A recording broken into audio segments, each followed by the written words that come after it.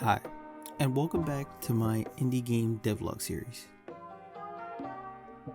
So the project I plan to reveal is called We Hidden, a 2D top-down mobile game which requires the player to hide and seek, and stealth is one of the main core mechanics. Now, before I show you my progress, there are certain steps you need to take when creating a game. Technically, there are 3 steps, but I added a 4th. The first one being pre-production. The second, production. The third, post-production. And the last, the official launch. I'm currently in the pre-production phase, so of course there will be bugs and not all the artwork will look pretty. The first thing I decided on before starting the project was deciding on how many scenes would I actually have. Well, I decided on 4. The splash screen, the start scene, the lobby scene, and the maps scene. If you watched my previous video, you will probably understand that I wanted to make this game a single player mode and a multiplayer mode.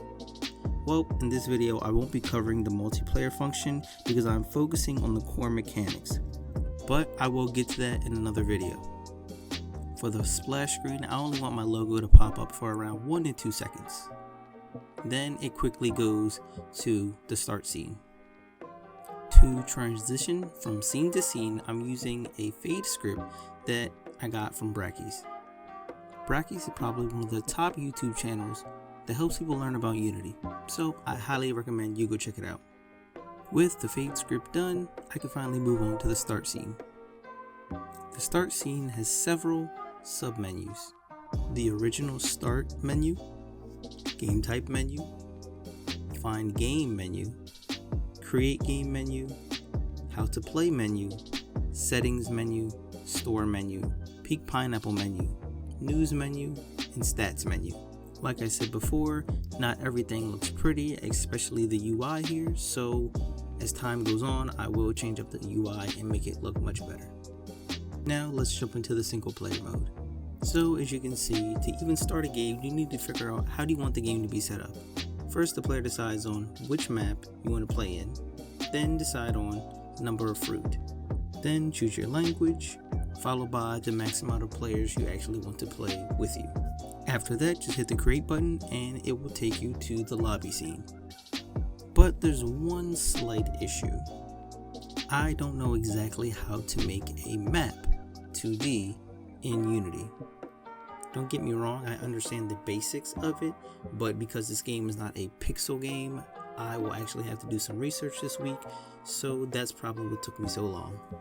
First, I started on some grid paper, as you can see, and then I finally moved on to Photoshop. So there's one thing that you really have to be careful of, and that is game scale. You don't want your character being ridiculously small compared to your map, or your map being ridiculously big compared to your player. Now let's talk about the player. The player is a chameleon. I know, really simple. I think I just really like the idea that chameleons would be the best at hide and seek. It honestly just makes sense. So throughout these past 2 weeks, I did a little research on chameleons, just so that way the game is a little bit more realistic. Now that the lobby map is done, we can work on our character movement.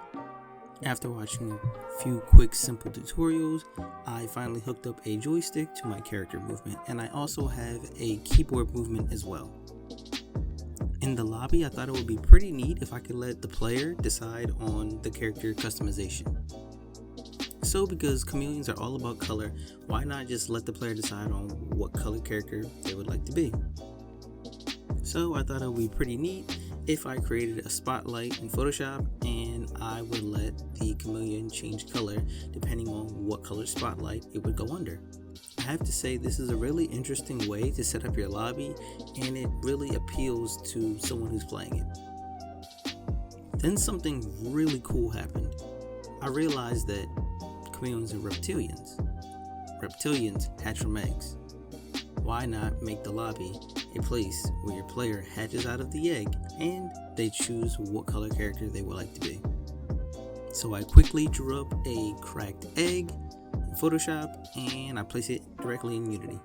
Now I understand I couldn't set up a quick animation for this because I'm still in the pre-production phase, but I'll make sure to add that. Once you hatch out of the egg and choose your specific color, just hit the begin game and it'll take you to the maps scene. So as far as maps, I'm thinking about maybe 3 different types of maps, but there might be a 4th coming out. From what I know so far, chameleons live in rainforests, lowlands, to the desert, semi-deserts, scrub savannas, and even mountains. But some live in grass, some small bushes, fallen leaves, or dry branches. So why not just base the maps off of that information alone? So that kind of concludes everything that I got done within these 2 weeks. Even though it wasn't a lot, I'm still happy with the amount that I got done. I'm not a full-time game developer, and I also have a life outside of this. So I hope you guys enjoyed this week's content, and maybe you'll leave me some comments down in the section below. I'm also thinking about creating a Discord for this game and a Twitter and Facebook, so let me know what you guys think, and I'll see you guys next time.